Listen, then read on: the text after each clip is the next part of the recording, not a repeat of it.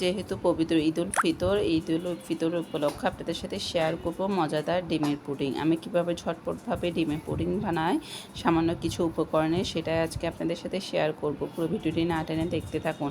Hello everyone, আসসালামু আলাইকুম। কেমন আছেন সবাই? আশা করি সবাই অনেক ভালো আছেন। আলহামদুলিল্লাহ আমরা ভালো আছি।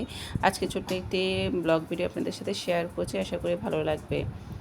আমি এক এক করে রুম টেম্পারেচার থাকা ডিমটা ফেটে নেব। একটা 6টা ডিম দিয়ে আমি আজকে ডিমের পুডিং বানাবো। আপনারা চাইলে 7-8টা যে যার মতো করে যত বড় চান তত বড় দিতে পারবেন। আমার প্রয়োজন মতো আমি 6টা ডিম দিয়ে দিয়েছি। এর মধ্যে কিন্তু পরিমাণ মতো লিকুইড দুধ দিব। চাইলে সেখানে আপনারা পাউডার দুধ পানিতে গুলে তারপর দিতে পারবেন। আমার যেহেতু লিকুইড দুধ ছিল, আমি লিকুইড দুধ দিয়ে আজকে শুধু ডিমের পুডিংটা বানাবো। এরপর দেখতে পাচ্ছেন এখানে আমি চিনি দিয়েছি। লাগলার পর কিছুক্ষণ পর আবার অ্যাড করব। আসলে যে যেমন মিষ্টি খায়, অনেকে মিষ্টি দেখা যায় যে কম খায়, অনেকে বেশি খায়। আমরা একটু পরিমাণে কম খাই, যার কারণে আমরা পরিমাণে কম দিয়েছি।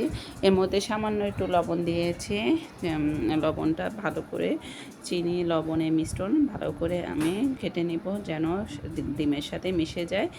এর মধ্যে কিন্তু আমি আর কোনো কিছুই অ্যাড করব না। চাইলে আপনারা ভ্যানিলা এসেন্সও দিতে পারবেন ডিমের ফ্লেভার যাদের পছন্দ না। আমি এখানে কোনো ভ্যানিলা এসেন্স দিনে পাউডার দুধও দিনে, আমি শুধু লিকুইড দুধে দিয়েছি। এভাবে আপনারা বাসায় পারফেক্ট ডিমের পুডিং বানাতে পারবেন। এর মধ্যে আমি কিন্তু ক্যারামেলটা তৈরি করে নিয়েছি। আসলে আমি যেভাবে ডিমের পুডিং বানাই সেটাই আজকে আপনাদের সাথে শেয়ার করার চেষ্টা করছি। জানি না আপনারা কতটুকু উপকৃত হবেন, কিন্তু আমার রেসিপিতে আমি সামান্য কিছু উপকরণ দিয়ে তারপর ডিমের পুডিংটা বানিয়েছি।